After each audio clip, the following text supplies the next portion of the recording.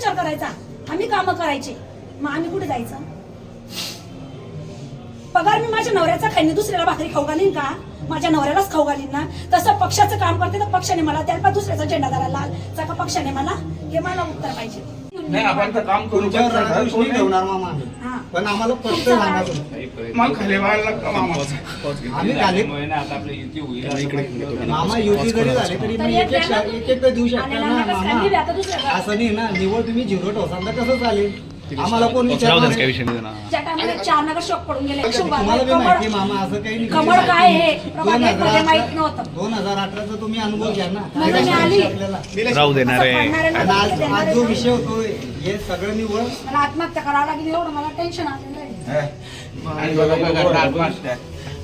आपल्याला लढायचं आहे, काम करत राहायचं. खूप काम केलं आपलं काम होतं बघा. आम्ही खाली पडले ना तर संपला विषय. आम्ही काहीच प्रचार करणार नाही. आणि आम्ही कोणाबरोबर फिरणार बी नाही, आम्ही घरी बसून जाऊ. कस काय फिरतील मामा कार्यकर्ता सोडून? स्पष्ट तुम्हाला मला एक सांगा, तुम्ही जेव्हा आमदारला उभे होते 7 वर्षापासून प्रभाग 1 ची कोणती कार्यकर्ता येते मला असं सांगा, मी माघार घेऊन येईन. मला सांगून द्या, मी आज बी सांगून देईन, मी सांगेन की मी माघार घेते. आणि तुम्ही आधी बी मला सांगितलं लोकसभेला बी या की लोकांनी तुम्हाला काय तिकीट केलं, भेटणार तुमच्या नाही. नामाला काय केलं हे सांगा ना मामा. प्रत्येक वेळेस गिरीश भाऊ दुसरे लोक आणतील आणि त्यांना तुम्ही प्राधान्य द्या. तुम्ही आमदार आहेत ना, तुम्ही आमदार आहे. बीजेपीचे आमदार कोण आहे आता? तुम्ही आहे. तुम्ही बोलायला पाहिजे. तुम्ही जर सगळ्यांचं ऐकून घेशाल तर तुम्हाला पुढच्या पंचवार्षिकला त्रास होईल मामा. हे मी लिहून देते तुम्हाला, मी सांगते. मी आणि याची काय गॅरंटी की आपल्याशी परत गद्दारी करणार नाही. मग तुम्हाला हे याचं बी उत्तर कळवलं घेऊन होतं. द्या. मग आम्ही लोकांना तुम्ही जे 4 म्हणता नगर ते शॉक करू. पळाले, माझ्या प्रभागाचा नाश केला बीजेपीने. सगळ्यात पळ कुठे निघालं मग तेव्हा मी काम केलं.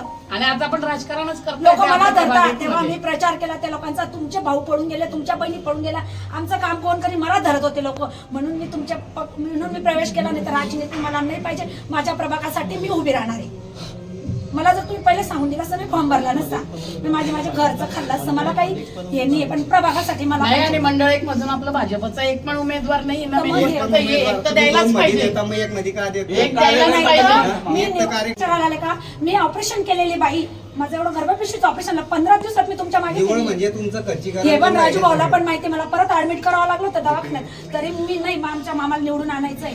मग तुम्ही बोला ना मामा, तुम्ही आमदार, तुम्ही स्थायिकी यातले, बाकीच्यांचा संबंध येत नाही त्यांच्या तिकीट द्यायचा. आमदारच तिकीट देईन असा निर्णय पाहिजे. मी नरेंद्र मोदी पर्यंत पोहोचीन की असं कसं काय करता, असं हे लक्षात ठेवा मामा. जसं सगळे आमदार बोलतात तुम्ही बोलायचं ना, कोणी बी येईन प्रवेश करीन त्यांना तिकीट, असं थोडी चालतं. मग 5 वर्ष आधी यायचं होतं त्यांनी आणि हे करायचं होतं. बीजेपीचा प्रचार एकटीने कमळ आणलाय प्रभाग 1ला. कमळ कुठे विसरले होते लोक, एकटीने आणलंय. मी एकटी आहे, सांगा तुम्ही. नंतर मी येईल पाया जोडल्या एवढे. प्रभागात कोण येत होतं मला त्याचं उत्तर दे.